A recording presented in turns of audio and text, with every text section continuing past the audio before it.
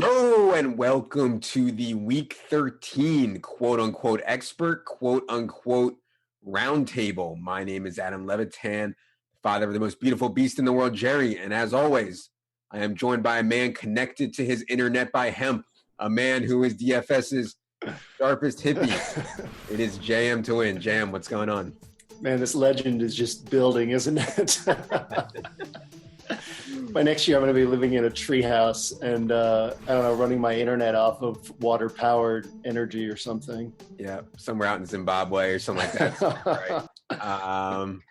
Yeah, what's going on, man? You're back home, I can see, after the Thanksgiving trip. How was the trip? It was all right. It was better than last weekend. Did you have a bunch of Julio last weekend? Of course, man. You know how I roll. I somehow, Stone Miracle, found the nuts on both sites. It was, really wild. But anyways, we're not here to talk about last week. This slate, for the first time in a long time, DraftKings has a 13-game slate. No bye weeks, no Saturday games, only one Thursday game. So 13 games. There is a lot to chew on, a lot more than normal, I think, especially at the wide receiver position, I would say. So we better get into it. As always, we are talking about DraftKings scoring, DraftKings pricing specifically, which does make a very, very, very big difference. Initial impressions on the DK 13-game slate, Jam.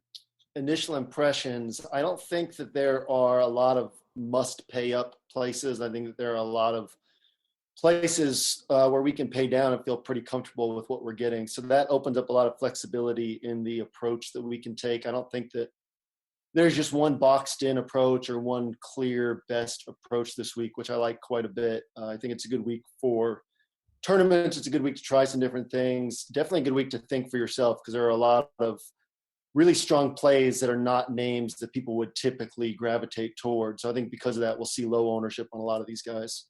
Yeah, and anytime you have a big slate, ownership is going to be more spread out. I have a couple guys I think projected over 25%, but the vast majority of guys I have below 20%, and certainly some interesting plays projected below 10% or so. At the quarterback position, there's a ton of guys in play. I mean, I can think of 7 under 5,600 and under that maybe are okay. So why don't we start there at the cheap range of quarterback? The two guys I want to get your take on to start are both in the same game. Both have amazing matchups. Brett Hundley is home against his Tampa defense, which is absolutely atrocious. Brett Hundley has been wildly inconsistent, one of the most inconsistent quarterbacks you can find in terms of how he's played in a home game against Tampa, who has no pass rush, who has no corners. Seems like a really good spot for Brett Hundley at 5,100. And then also Jameis Winston, if you believe he's healthy, which I kind of do. There's no reason for them to rush him out. Jameis Winston gets to face this funneling Packers defense, which is strong against the run, extremely weak against the pass. Jameis obviously has awesome weapons. We saw Jameis go over 21 DK points in 3 of his first 5 games before I think the shoulder became an issue. So talk to me about that game between the Bucs and Packers, and how do you feel about those quarterbacks? I think that Jameis, we'd have to call him the most underpriced quarterback on this slate. He threw the ball 38 or more times in 5 straight healthy games before going down. He topped 300 yards in 4 of those 5 games. So to get that at 5,600 without Doug Martin, without an offensive line that can run block anyway, against a team that's top 8 against the run and bottom 5 against the pass, it's just a perfect spot for Jameis. It's a perfect spot to use Jameis and Mike Evans and Deshaun Jackson together. I like Jameis quite a bit. Hundley, I don't think that we need to go there for 500 less. I mean, we could talk about his rushing upside, but the dude is top 22 rushing yards only once. So you're looking at 1 or 2 points there. I mean, that's the same thing you're going to get from Trevor Siemian is 10 to 20 rushing yards. So the matchup's obviously excellent. I think that Hundley could put up 300 yards, 3 touchdowns. But I think that Jameis is like the lock and load play. He's the guy to use in cash games. He's the guy to feel most comfortable with in tournaments. And just like you, yeah, I think there's a lot of cheap guys I'd be comfortable using. I don't think there's a need to pay up. We can get 15 to 20 on the cheap end, and then you pay up for 20 to 25. So really like paying down this week. I like Jameis the most out of all these guys, but there are a few other guys down here that I like as well. Yeah, one other guy below Jameis that I do like is Josh McCown, former hero of the cash game. If for those guys that remember, I had him in cash when he was on the Browns last year, broke his collarbone, went to the locker room, comes back into the game after the x-ray reveals that he broke his collarbone, comes back into the game and finishes it. I mean, dude is just a legend. And Threw a touchdown pass for the cash game win. Oh my God. I mean, what a hero. And then this year with the Jets, with his weapons, quote unquote, as obviously Robbie Anderson is the man, but not much behind him. Over his last 7 games, he's averaging over 20 DK points per game. Like, that's what Tom Brady is doing. It's so absurd. So Josh McCown is only 5,500 against the defense in Kansas City, which is so bad they scraped up Darrelle Revis off the pavement and signed him. How do you feel about McCown versus Hundley and Winston?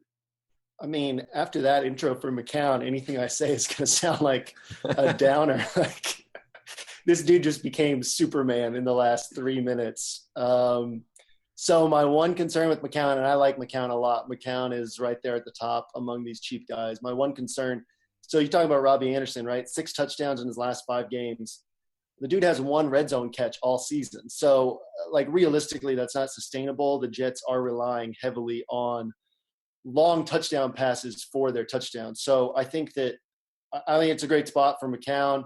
We've seen what the ceiling is. The floor is lower than he's shown lately, just because if a couple of these long passes don't reach the end zone, don't go for scores, that's going to be a bit of an issue for him. Like, he could post a 250-yard 1 touchdown game. With that said, I like him quite a bit. I like Jameis more as a safer play, but I think they have equal upside. I'd be fine with McCown in tournaments for sure. All right. Other guys, the low end, I think Tyrod, I probably wouldn't end up playing just because of the way that New England has handled him, but he's at least in play. Blake Bortles, really good matchup. No Rashawn Melvin. I think Blaine Gabbert, people are realizing, is not the laughing stock they once thought he was. And a guy who I actually don't think is the laughing stock or won't be the laughing stock people think he is Geno Smith too. Any interest in going down to any of those guys? I hadn't really thought much about Geno or Gabbert. Gabbert, that's supposed to be my job to bring him up, but I appreciate the assist there. I like Simeon more in this range. I think that Simeon, worst case scenario, we could break down the numbers, but worst case scenario is 13 or 14 points. Best case is probably 18 to 20. So you're not looking at a ton of upside, but I do think he gets you 13 or 14 with a bad game. I think he can get you 18 or 20. So I'm fine just stopping there. But yeah, I mean, like, what are Geno's expectations with Sterling Shepard and Evan Ingram to throw to? You have any concerns about that? Of course. Yeah. I just like people who think he's just like worse than Eli are just grossly mistaken. Like, Geno has been strong in the preseason, has been strong by all reports in practice. I don't think it's a laughing stock. I'm not saying I would play him. Like, if the salary gap was different, right? If it wasn't like Jameis is only 1,100 more than Geno, then you could make a better argument for Geno. But with the way DraftKings has quarterbacks, everybody is so tight together that you can't really make a good case. Speaking of which, Drew Brees is only 900 more than Jameis Winston. Matchup isn't great, but he is home against Carolina. Any interest in finding the 900 to get to Drew Brees? Yeah, I thought about that when I was rereading my game-by-game breakdown, and I put that Brees only has 1 game all year of 3 touchdowns, and it was against the Panthers. He only went for 220 yards in that game. So he's shown that the upside is just not what it's been in the past. They're not using him like they used to use him. They're not, he doesn't really look quite the same as he has. I mean, this dude's 39 years old. Not everyone passes for 5,000 yards until they're 41. So, I mean, I have some concerns there. I don't think that he's as safe as Jameis, which is weird to say, but just the way that they're using him, I think that's the case. With that said, the upside's definitely there. I think that he's someone that, kind of like I was doing, everyone will just overlook, and he'll get 3-4% ownership. I don't think he puts up the sort of game that makes a huge difference, like the 30-point game you would really want, but I think that the upside is definitely there. Just a little bit more than him. I actually like Jared Goff quite a bit at 6,700. I've had a few teams where I had the salary left over to go from Jameis to Goff and felt like that was the best improvement for the team. So, I think that Goff has a pretty high expectation at this point. the Rams have become a pass-heavy team the last 4 or 5 weeks. I think it's important to pay attention to how McVay has handled this offense. Earlier in the year, it was like they were building for the future, protecting Goff, preventing him from making mistakes. Now that's no longer the game they're playing. Now they seem to be prepping for the playoffs, prepping for situations where Goff will have to win the game. So even if it's a blowout, I think he gets 35 to 38 pass attempts again, and I like him as well this week. Yeah, I think that sounds like I'm a little higher on Breeze than you. I think you can make a case that this Carolina run defense with Luke Kuechly playing could force Breeze to the air more. And with Marshawn Lattimore possibly not playing once again, you can make a case that this Saints defense without Alex Okafor, without starting free safety Marcus Williams, possibly without Marshawn Lattimore, that Cam can do some things and force Breeze to the air more. So I will. One thing too that concerns me there, just on the Saints as a whole, the Panthers rank 32nd in pace of play. They've allowed the fewest opponent plays per game, which is factoring into them allowing the second fewest yards. So, I mean, no matter what, they're going to try to slow down this game and keep the ball out of Bree's hands. I think that's probably my biggest concern there for just workload on all these guys. Yeah, good point. At the higher range, I think Phillip Rivers and Phillip Rivers and Tom Brady are obviously pretty strong plays. I'm not sure how many people are going to go up to them, though, especially Tom Brady, who is now 7,800. Any interest in paying up to be contrarian with Brady or Rivers? Yeah, in theory. So the thing is just what am I looking for from Brady? I guess 25 to 28 points. And I kind of think Jameis gets us like 21 or 22. So I don't know how much I gain by using that salary there. I do think that Brady puts up 25 points pretty easily in this spot. Obviously, there's concern that the Patriots could lean on the run more heavily, but generally speaking, he's the highest raw point projection on the slate. I just think that we can get close enough to that score without the salary. Rivers, I'm always a little bit concerned about using guys against Cleveland just because they're not giving up yards. It's just points. So I think that Rivers will get, anywhere from 2 to 4 touchdowns. It'll just be tough for him to top 250 yards along the way. So if he gets 2 touchdowns and 250, then you're kind of overpaying for what you get from him.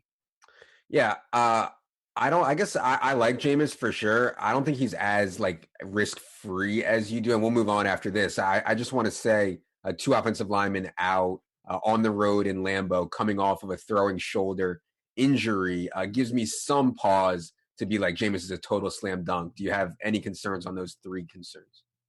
Yeah, I think that those are all viable. I think what I'm looking at is, what are they, third? I think third in passing play percentage, maybe fourth, and then playing a pass funnel defense. There's just so much volume and so little talent on the Packers back end. Great weapons with Mike Evans and Deshaun Jackson. I think it's just going to be tough for Jameis to fail in this spot. If he throws it 38 to 40 times, which is, basically exactly where we should peg our expectations, it's hard for him to not top 250 yards and punch a couple scores in, and everything from there is extra that we get for his price. Okay. Any other quarterbacks? No, we covered it. Okay. At the running back position, we're waiting on some injury news. I think one of the biggest injuries of the slate, I don't know if you agree or not, is Aaron Jones, because if Aaron Jones is out, we're looking at a situation where Jamal Williams, once again, will be playing around 90% of the snaps, 3 down plus goal line work at 4,700. Are you waiting? Are you leaving room in your roster for the Aaron Jones news in anticipation of possibly not using Jamal Williams? Yeah, things are actually pretty easy for me because there's several backs in that range that I like. I like Duke Johnson against a Chargers team that is best attacked on the ground, best attacked through the air with running backs. Bottom 3 in, receptions to running backs, yards to running backs through the air, yards to running backs on the ground. So I'd be fine with Duke Johnson. I think we're locking in 12 points there with upside for 20. Alex Collins is going to get 16 or so carries and, probably 2 or 3 targets. That's what he's getting every week. The Lions have allowed the second most rushing touchdowns in the league. So I'm fine with either of those guys. I think I like Jamal Williams a little bit more if he's getting the 22 to 25 touches. But if Jamal Williams is out, it should be a pretty easy pivot for me. I mean, I'm still messing around with things, but there are several guys in that range that I'm comfortable with. You didn't mention Kenyon Drake, who is, well, I don't know. Is it a tough matchup or not? I guess is one question. This Denver defense is on the road. They will not have Derek Wolfe. They will not have Domina Petco. Pecco, two of their best run stuffers. Kenyon Drake was a third-round pick last year, has caught a ball once every 12 snaps in his NFL career. I think he projects to play around 50 snaps in this game. His only backups are Senorise Perry and a dude they called up off the practice squad, neither of whom have played an offensive snap this year. Seems to me that a fair projection for Kenyon Drake touches is 14, 15 carries, 3-4 catches. Does that interest you at 4,900? It does. I think that he's going to go severely over-owned if we look at the fact, and can Kenyon Drake put up 20 points? Absolutely. Is that the likeliest scenario? I don't think so at all. The Dolphins are a pathetic run offense.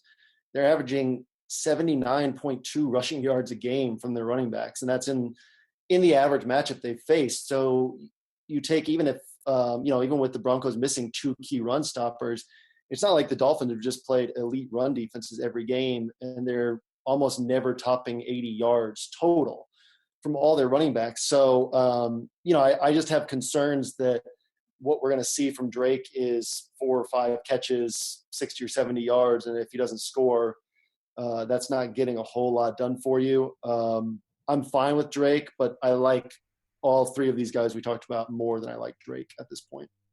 Okay, for 1,000 more than Drake, you can have yourself Carlos Hyde, who has been targeted at an egregious, like an absolutely absurd rate over the last month. Will that continue, though, with CJ Beathard out and hopefully a more competent and more aggressive Jimmy Garoppolo now under center for the 49ers? Yeah, 8.3 targets per game across his last 6, that's a wide receiver who's priced at $7K. Granted, Carlos Hyde's passes are getting him like 20 receiving yards per game, but I still think we lock him in for 4 catches for 20 yards as a floor. Jimmy Garoppolo focused pretty heavily on Julian Edelman and James White and Martellus Bennett when he was starting last year. So I do expect passes to continue going to Carlos Hyde. Aldrick Robinson and Marquise Goodwin are not number 1 receivers. So I think we can still lock in 13 to 16 carries. I've messed around with a lot of teams that have Hyde and then one of these sub 5K running backs and no running back above that. And I would be perfectly fine with that because I think we can get, 30 to 40 combined points pretty easily by going that direction while saving quite a bit in salary. One other guy in the sub 5K range I've gotten a lot of questions on. I have not played him once this year. I don't know if I doubt I will this week too, but with Amari Cooper and Michael Crabtree out, the Raiders are still big home favorites against the Giants. They gave Marshawn Lynch 20 carries last week. I assume you're out on him because he will not catch more than 2 passes in a game.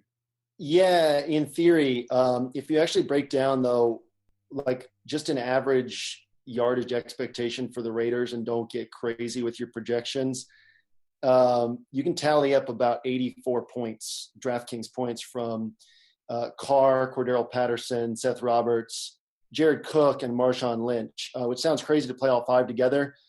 But if you play all 5 together, you're looking at, it's basically like 3.6 points per dollar. I know we don't think point per dollar as our foundation, but when you're talking about among 5 guys, that puts you on pace for about 180 points. So I think it is viable. I think Lynch is viable alone if he actually gets the 20-plus carries again that he got last week. We don't know that that'll be the case.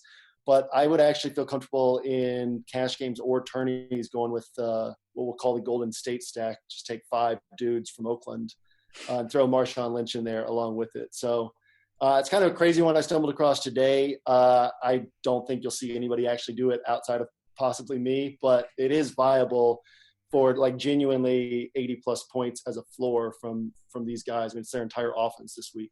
Yeah. Prices did not change a lot on the Oakland guys. Let's keep going up here. Melvin Gordon has a home game against Cleveland, whose run defense I thought would get exposed with the injuries they've had, with how many times they get put in difficult situations. It just creates scoring opportunities for opposing running backs when Deshaun Kaiser is turning the ball over and getting sacked constantly, leads to time of possession. Melvin Gordon has been wildly inefficient. He is 7,400. And then Leonard Fournette, finally off the injury report, practicing in full this week. Home game against the Colts. We have seen TJ Yeldon play a lot in passing situations, but they may not have a lot of passing situations. Like this Jacksonville defense is going to swallow up Jacoby Brissett, who has taken the most sacks in the league.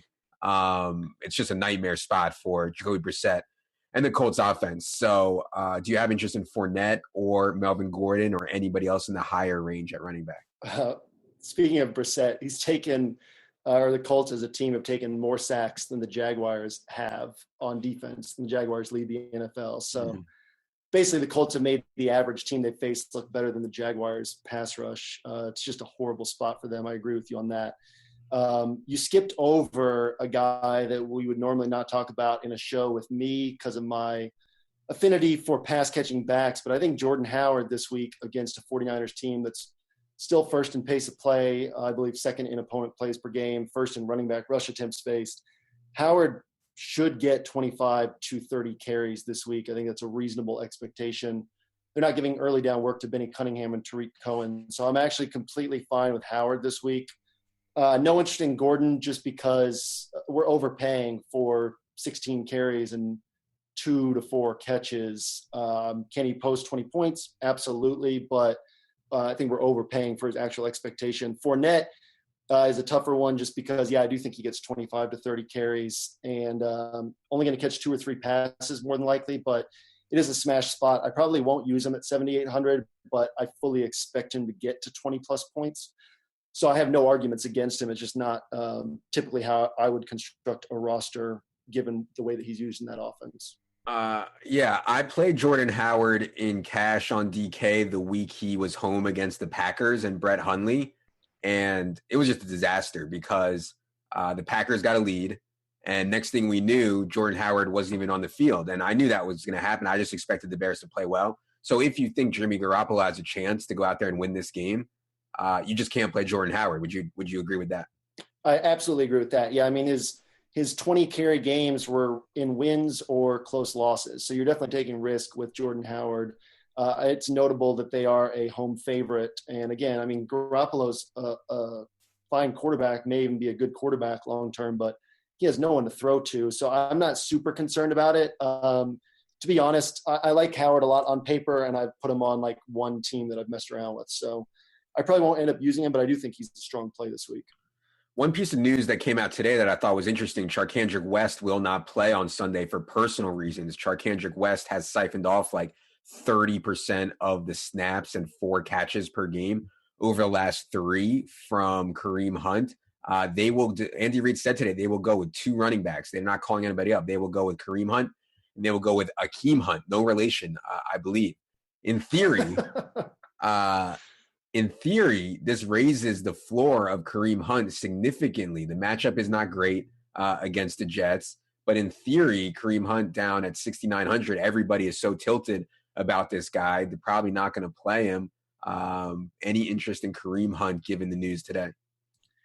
Yeah, the news really isn't swinging me that much just because I think Andy Reid can still find a way to use Akeem Hunt in Charkandrick West's role. I mean, Andy Reid's been doing this to us for a decade now in season long and DFS. But yeah, I mean, I think that the concern with the Chiefs isn't talent. It's just that they don't get in the red zone. They're almost never in the red zone.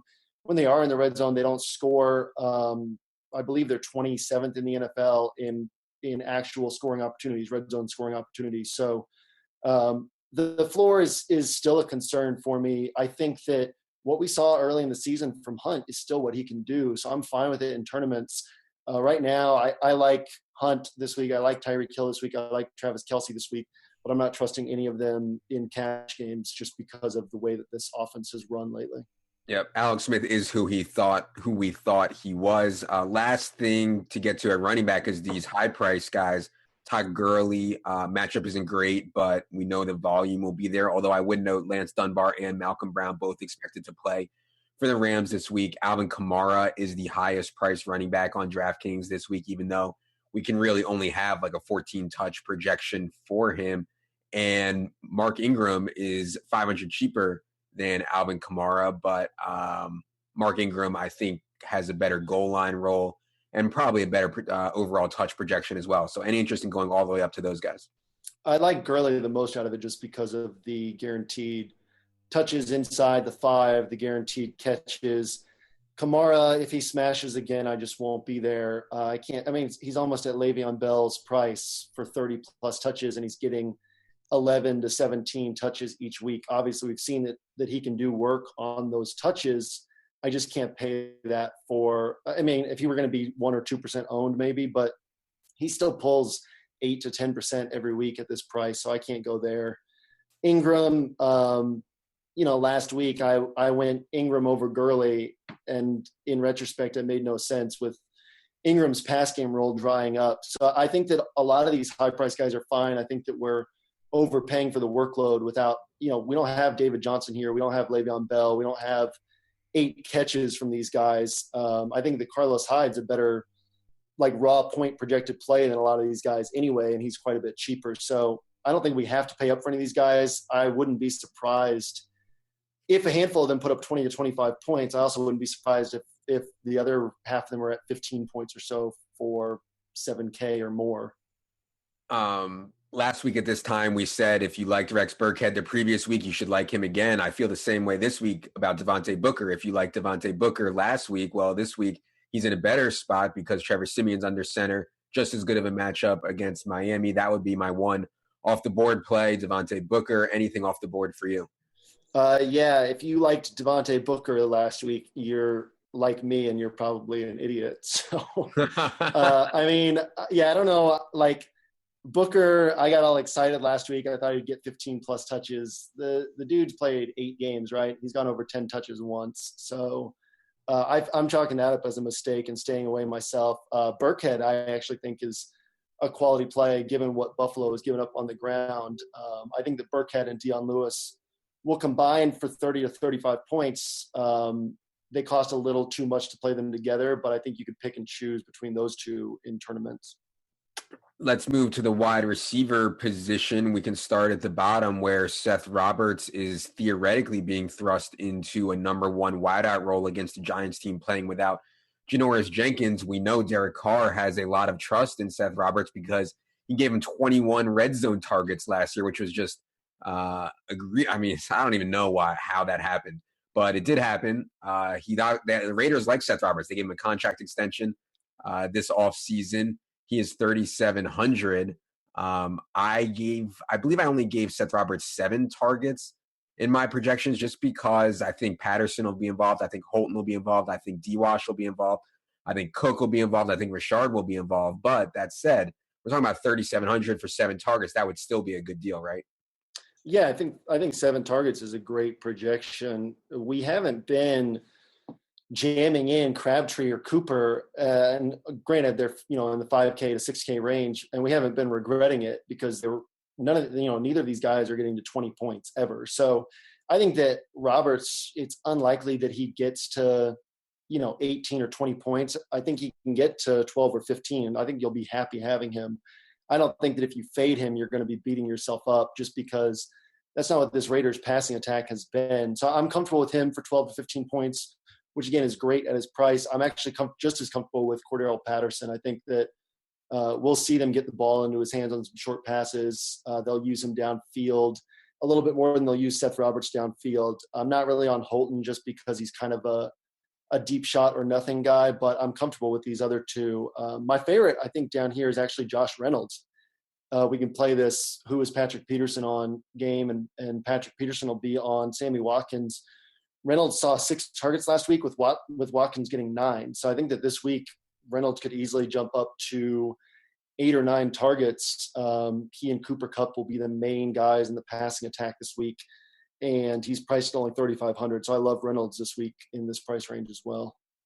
Allen Hurns will miss again. The Jaguars are home against the Colts. Dede Westbrook has seen 16 targets in his first 2 NFL games. Current president of Team Preseason, won the Biletnikoff Award last year as the college football's best wideout. The problem for me on Dede is I expect the Colts to just get absolutely smoked by this Jaguars defense, setting up a low-volume game for Blake Bortles. But if I'm wrong and it turns into some kind of shootout somehow, or Blake Bortles is forced into 35 passes or so, Dede, I think, will be a good play at 4,100. And then moving up from him, 600, we already talked about him, is Deshaun Jackson. Was on the injury report this week with a foot injury. Think he will be fine, but if you think Jameis is going to play well, as I think both me and JM do, then you have to think that Deshaun Jackson will play well as well, right, JM?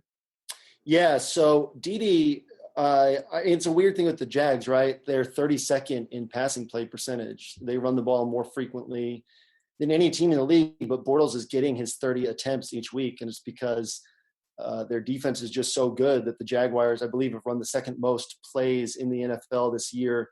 So I think we'll still see 30 pass attempts from Bortles, worst case 28. My bigger concern there is, in Dede's 2 games, we've had Marquise Lee covered by Jason McCourty and then Patrick Peterson. So I don't think that the targets are, as predictable as they appear. I'm pegging him at 6 to 8 targets and Marquise Lee at 8 to 10. I think people will completely overlook Marquise Lee this week, which makes him a strong tournament play. But yeah, I mean, the matchup couldn't be better. The talent is there on both these guys. Either of these guys could post 100 yards and 2 touchdowns on 7 or 8 looks. So I'm completely fine with either guy. I think that we're guessing on Dede's workload a little bit more than it appears, but I do think that we can peg him for 6 to 8 targets. On Deshaun Jackson, yeah, I mean, this is a guy who's seeing 8 targets basically every game. He's 4th in the NFL in average depth of target. Jameis Winston is, I believe, 2nd or 3rd in average intended air yards. I mean, the guy likes to throw the ball downfield. It's a good spot for it. So I just think that we can rely on Deshaun for 12, 13 points as a floor, and obviously he has quite a bit of upside from there. And I think that pretty much covers it for these cheaper guys for me outside of Dontrell Inman, who just based on total play volume for the Bears is basically locked into about 8 targets again this week. It's worth noting that Trubisky's thrown 7 red zone passes this season, which is like the fewest you can have this deep into the year. But I think Inman has a nice floor this week.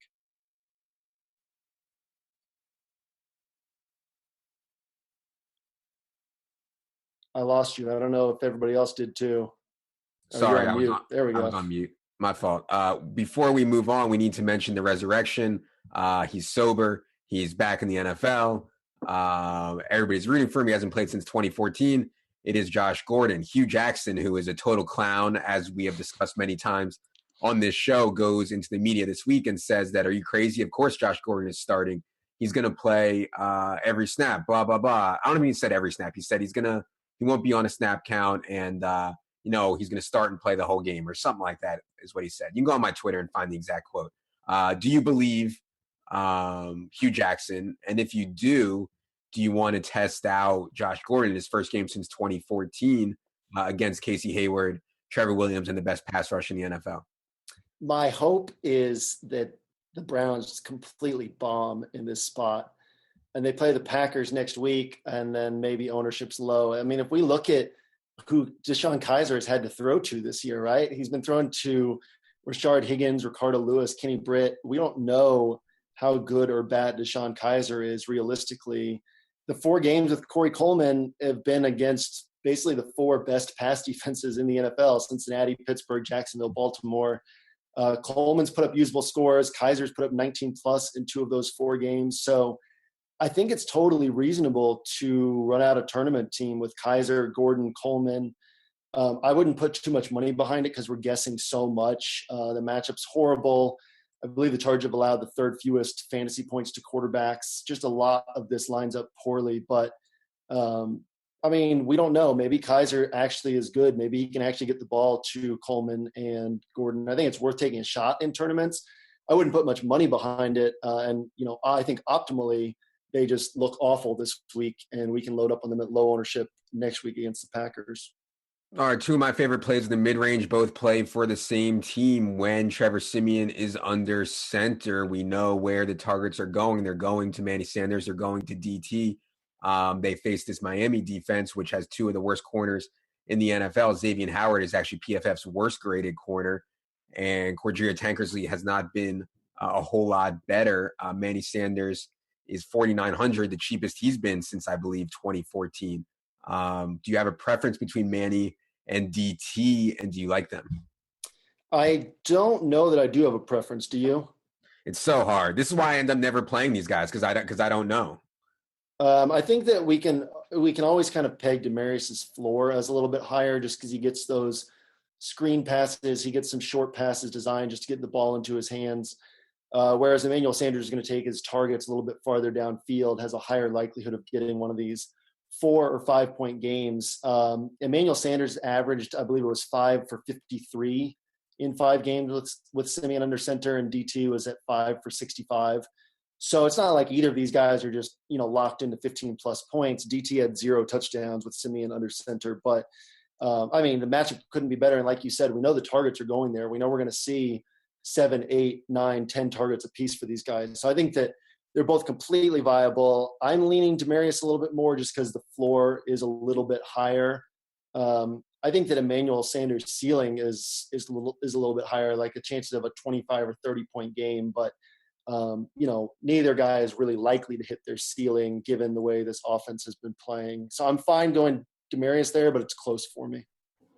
A player I expect to be extremely popular is Cooper Kupp. We already talked about Sammy Watkins being shadowed by Patrick Peterson. Cooper Kupp had a really good game last week. I think we saw him see more snaps in 2 wide receiver sets. Regardless, he is for sure going to be Jared Goff's favorite target in this game. He is up to 6,400. Is that too expensive for Cooper Kupp? It's a little too expensive.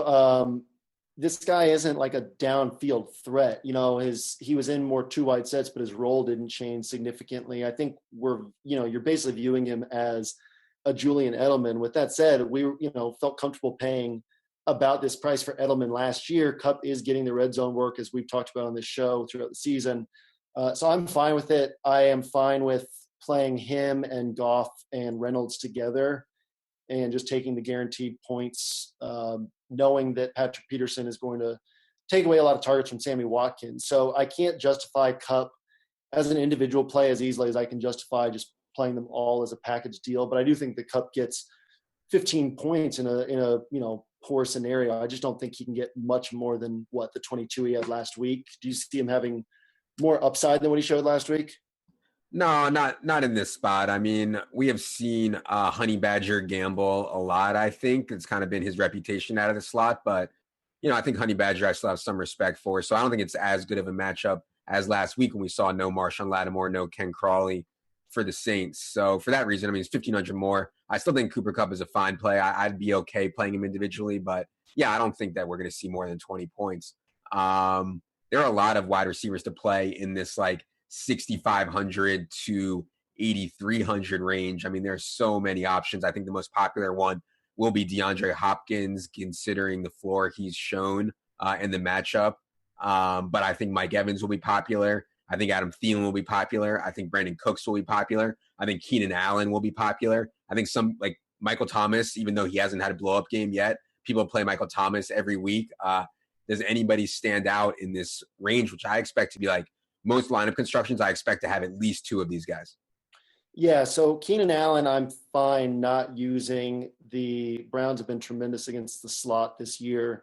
Target expectations are going to be lower because of that. I won't be surprised if he posts a good game, but just these 4 guys below him that you mentioned, I just like a lot more.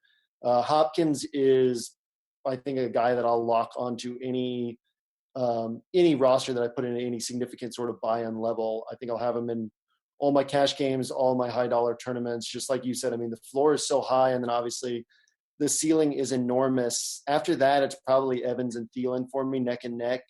Mike Evans is just the worst in the NFL after the catch. This dude catches the ball and falls down, but he's going to see the targets. He's going to see 8 to 11 targets. He's going to get, end zone work. He has a lot of upside in this spot.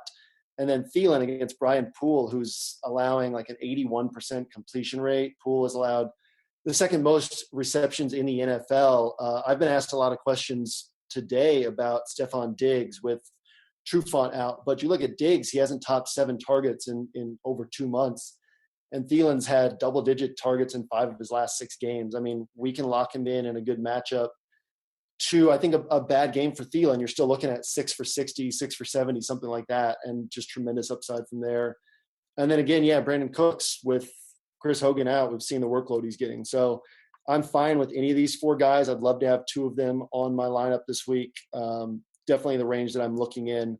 And I think we skipped over Devontae Adams as well, who I think is going to be popular and is in a really good spot against Tampa Bay. And we've seen how much Hundley is locked onto him. I think he's still underpriced at 6,500. Yeah, I was going to mention Devontae Adams as well. I think some other guys may be more off the board we didn't hit on. Robbie Anderson's price, he would be a pay up to be contrarian play.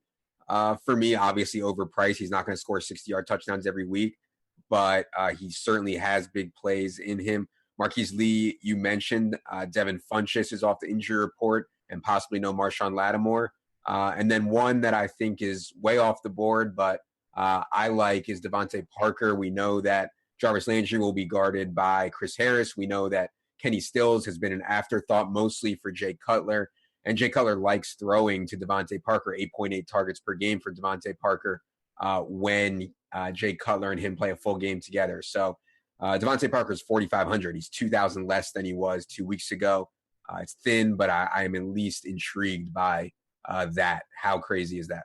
I think that's sharp. I mean, I don't know that I'll pull the trigger on it. Certainly not something I'd put significant money behind, but they're going to throw the ball somewhere. Like you said, Parker's going to get the targets. I think that you could definitely get 20 plus points there. Same goes for Jordy Nelson for 100 cheaper. I think that's one of the guys off the board that catches my eye just because, if you look at the run of matchups he's had, it's been really difficult. Obviously, Hundley hasn't been throwing to him, but that could swing the other way this week. I don't expect it to, but it's worth taking a shot in case it does. And I'm not really that concerned with Xavier Rhodes on Julio Jones in a, one-on-one matchup-driven perspective. The issue, obviously, is the targets, whether or not the Falcons will force the issue. I don't think they will, but if they give Julio 12 targets, he's going to get 25 points again. That's what happened when they give him 12 targets. So I think he's worth a shot in tournaments too, on the off chance that they just keep feeding him the ball. Anything else at the wide receiver position? Man, we could talk about like 40 guys this week, but I think we've hit on the main guys that we like. All right, let's move to tight end, where DraftKings did a good job of pricing up guys facing the worst tight end defenses. So we know Jared Cook is in an awesome spot because Cooper and Crabtree are out because he's facing the Giants. Hunter Henry is facing the Browns, who have just been so brutal against tight ends. He is priced up to 4,700. Cook is at 5,400. Extremely expensive for these two guys. Are they too expensive? At what point do we say the matchup is so good, I don't care what I'm paying? I think the point is where we also look at Kelsey and Gronk's prices and see what the gap is between them. One of the reasons we always talk about not paying up for Kelsey and Gronk is just because the gap in pricing on DraftKings is usually so broad. If we compare Gronk to a 7K wide receiver, he's a great play. But if we compare him to what you can get for 3,500 or 4K at tight end, it just makes more sense usually to pay down. This week with these guys priced up, I like Cook. I like Doyle against Jacksonville is the only guy they can throw to. I like Henry, but Henry hasn't topped 5 targets in a month and a half. I mean, if we're getting into this range with enough value this week, I'd love to make it up to Gronk primarily or Kelsey secondarily. Have you messed around with either of those guys much this week? Mute.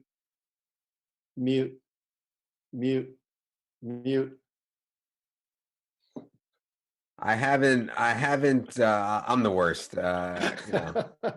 I need that hemp internet over here. I haven't messed around with lineups yet this week because there's so much injury news out there. But yeah, Kelsey intrigues me. If I was going to play one of these guys in tournaments, it would for sure be Kelsey, just because he had such a bad game last week. We know the ownership will be down. And in the past, when Kelsey has had bad games, he's almost always rebounded into huge, huge games. So I like Kelsey here. Obviously, Gronk is absolutely smashed when he's played Buffalo, friends and family game for him up in Buffalo, blah, blah, blah. But yeah, I totally hear what you're saying. I mean, for 1,600 more, quote unquote, only 1,600, you can go from Cook to Kelsey, which certainly intrigues me. A couple guys you didn't mention in the lower range. Austin Seferian-Jenkins' price and outlook would be a lot different if he didn't get screwed by the officials, like at least 2 times in the last month, maybe more. Kyle Rudolph continues to play an extremely large role for the Vikings, particularly in the red zone. They're running a lot of like first read looks for Kyle Rudolph in the red zone. Have you thought about going down to ASJ or Kyle Rudolph? Yeah, I like Kyle Rudolph quite a bit at his price at 4,500. I think that that's the guy I would go to if I'm paying down. Atlanta's a pretty neutral tight end matchup, so the matchup doesn't concern me much. We've seen the work he's getting. He's going to get 7+ targets. On ASJ, it's basically a touchdown or bust spot, right? I mean, Kansas City is, I believe, bottom 3 in completions allowed to tight ends. They've allowed the lowest completion rate to tight ends, but ASJ is getting all these red zone looks. I think he has 7 looks inside the 10 so far this year.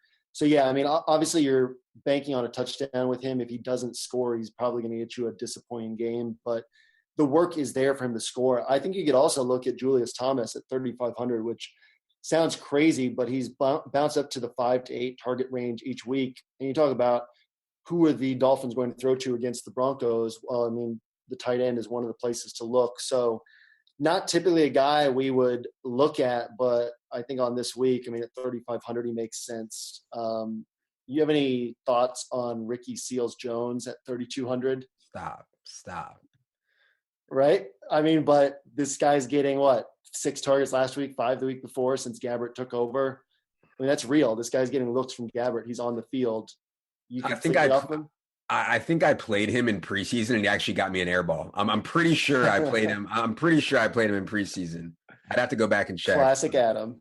Yeah. I don't know, man. I didn't even look. Did he play any more snaps? Like the first week he played, he only played he ran 6 routes or something like that and got 5 targets on them or something crazy. Pro Football Focus didn't even have his his name available for searching for snap count. No, that's not true. They have everybody. I'll find it. Find it. And then, I mean, and plus, if you talk about who else is available in that price range, Josh Reynolds, Seth Roberts at other positions. I mean, I don't think we have to go to these guys, but I think they are at least worth bringing up. And on Gronk, I didn't get a chance to give my thoughts on that, but just his worst game in Buffalo in his career, his worst DFS game was 16.4 points. So obviously buying into narratives is always, an iffy proposition, can be a trap, but he's scored in 5 of 6 games in Buffalo, topped 100 yards in 4 of 6 games in Buffalo. And, basically he's been a lock for 20 points playing there. So at 7,300, he's a guy that I have prioritized this week on my rosters. Guy between Jared Cook and Kelsey/Gronk that will probably go overlooked just because he's in between there is Delaney Walker. We talked about him last week. I thought it was a sharp call by you. Didn't work out because Doyle ended up scoring the exact same as Delaney Walker, but Delaney Walker still had a really good game. He's 5,600 now. Do you have any interest in him as kind of a contrarian play? Yeah, the Tennessee defense is – Tennessee offense is just kind of a mess in what they do when they get close to the end zone.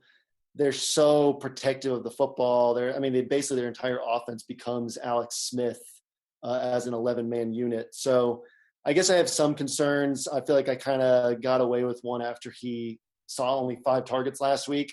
Not that it mattered because the rest of my team was atrocious. But yeah, I mean, I like Delaney. I think that's a sharp call as somebody that no one will be on in that same price range as these guys. Should get 7, 8, 9 targets, and again, he's the main guy they look to in the red zone. I don't think we got your full Jared Cook take.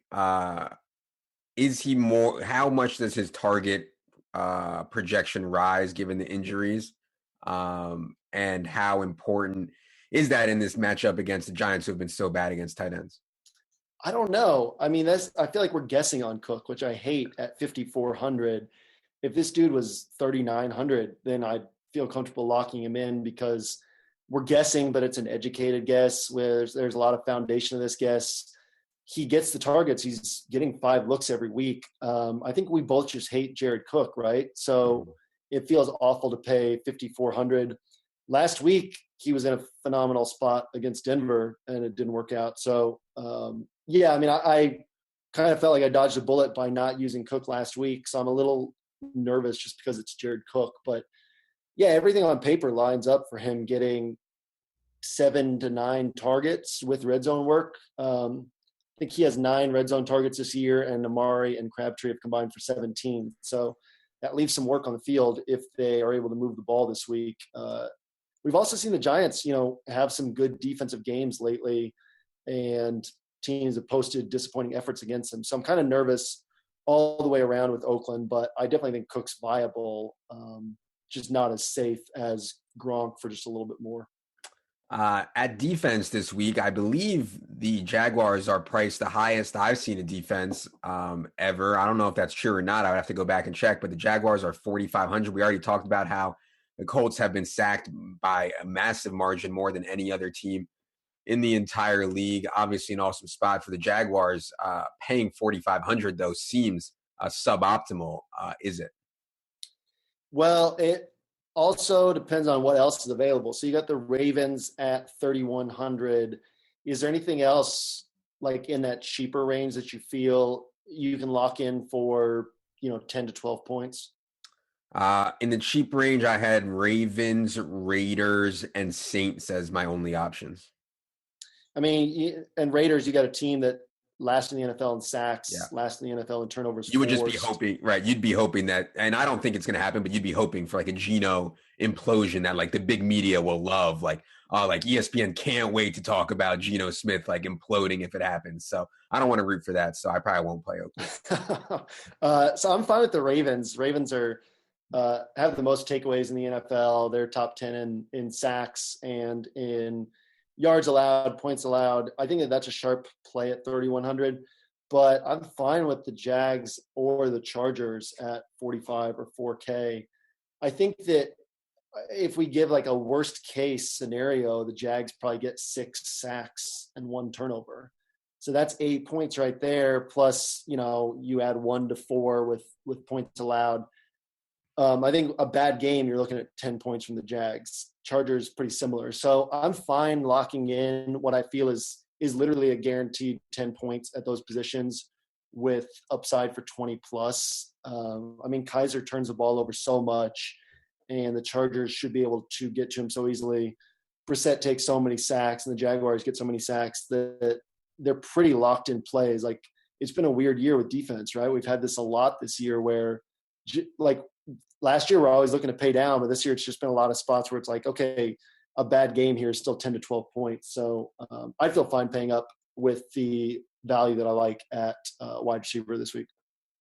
Is that you? What is? Oh, that's a cat. It's my cat. She came ahead of Jerry, who's not here. That's a beautiful animal. Oh, look at that. Yeah, I actually think that the Chargers will end up more owned than the Jaguars. Maybe I'll be wrong there, but because people are like, oh, 4K, that's what we normally have to pay for the best defense. Fine, I'll take it. But people are like, oh my God, 4,500. There's no way I'm paying 4,500 for a defense. Maybe I'll be wrong there, but my initial thought is on DK. Chargers will be more owned. Obviously, an awesome play. If you want to play anybody else in like the mid-range, like the Bears or the Titans or something like that, you'll get them extremely low owned. Don't think that it's too great considering how close they are to the Chargers and the Jaguars. Anything else on defense?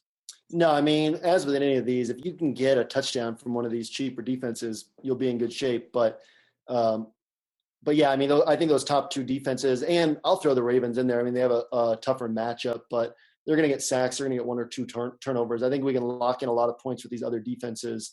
So I'm totally fine sitting on chalk with those and just hoping that, worst case, I tie the other people who go contrarian, and best case, I pick up a lot of extra points.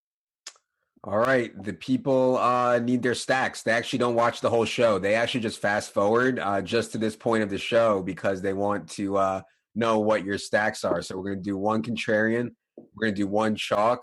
You can go first. Give me one of those. Tell me if this is contrarian. Derek Carr, Cordell Patterson, Seth Roberts, Jared Cook, Marshawn Lynch. Golden State Warrior stack, throw 5 Oakland dudes on one team, lock in 3.6 point per dollar. You're sitting at 80 to 100 points, and then you got a bunch of money to spend on Gronk, DeAndre Hopkins, Chargers defense, whatever else you want in those other spots. Or if you play that, are you going to bring it back with a giant? Because in theory, you would want Oakland to have their foot on the gas for the whole game. If I bring it back, I probably won't because Sterling Shepard's been priced up at 7K. I'd rather take DeAndre Hopkins or Mike Evans in that price range. I could see, going to Evan Ingram, who we didn't even talk about. I think will go overlooked. But I would be fine. I think I can get more points from other players, even if the Giants do well. All right. For my chalky stack, I am going to just simply go with Jameis Winston, Mike Evans, and Deshaun Jackson. All three of them. I think there's maybe a lower floor than we gave it credit for at the beginning of the show, given what's going on with the Bucs offensive line, given what's going on with Jameis's shoulder, given that they're on the road in Lambeau. But if they play well, I certainly expect it to be through the wideout position where the talent is, where Green Bay has struggled so badly. So I think that'll be pretty chalky. But on a 13-game slate and with all the wide receiver options that we talked about, like Mike Evans still might only be 20% owned, something like that. I will go, and I guess this isn't chalky, but it is conventional. I'll go Jared Goff to Josh Reynolds, and I don't mind throwing Cooper Kupp in there as well. I'm not looking to pay up at quarterback, but salary is available if you're comfortable going with Inman or with Seth Roberts and with Josh Reynolds, some of these cheaper guys. And if you are like me and you like these mid-priced running backs just as much as the high-priced guys. So with that, I wouldn't mind taking the safe points from Goff and going with a Goff Reynolds or Goff Reynolds Kupp stack.